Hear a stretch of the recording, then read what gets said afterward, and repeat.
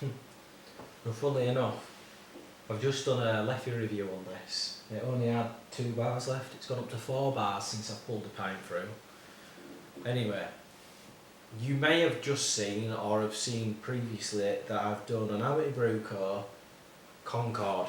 So that was this can.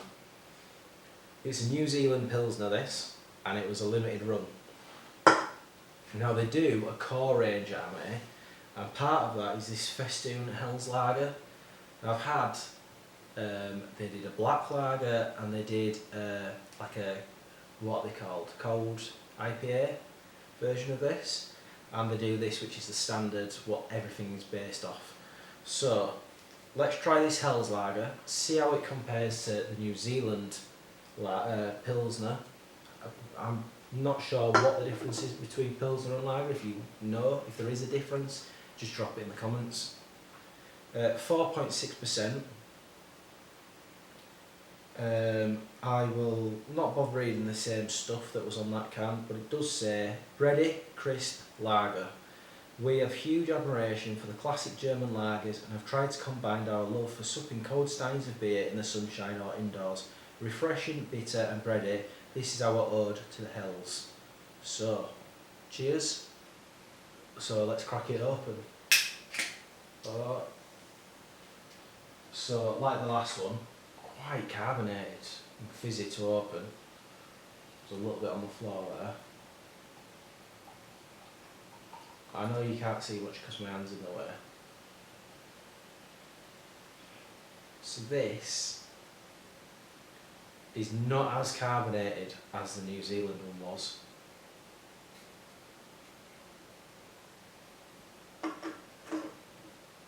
They have the same... Oh no, they don't. I'm going to say this one, the New Zealand one says best before January 25. This one says best before June 24.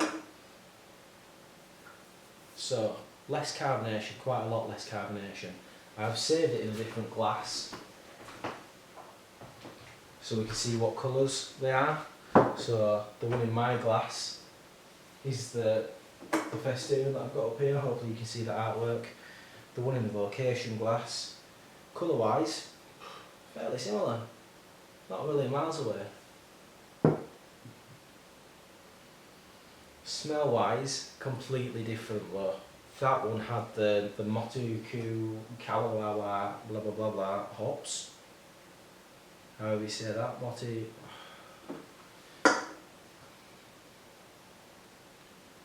Motueka hops. And this one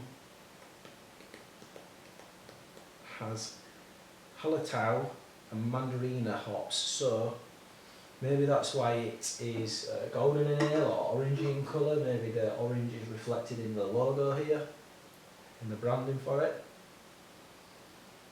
Now I'm thinking of oranges, it smells orangey, I'm not sure if it should.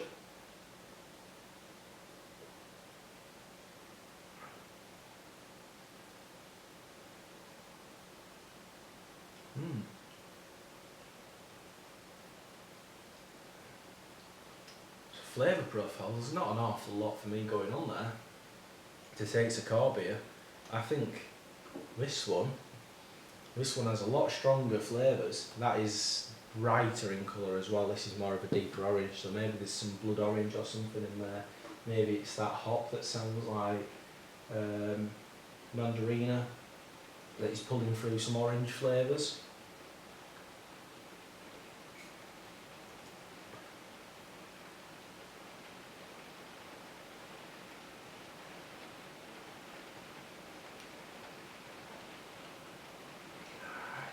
It's very familiar. It's probably because I've had this before at the tap room, but obviously it's better when it's pulled fresh from a keg that was brewed a week ago, not from a can that's 2 months out of date, that's been in the fridge 8 months.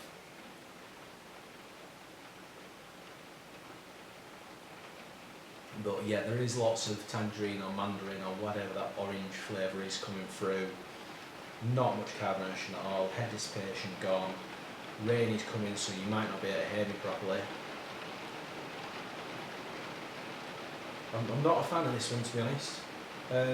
I would give it 3 out of 10 probably, just because of that overpowering orange flavour that I'm not a fan of.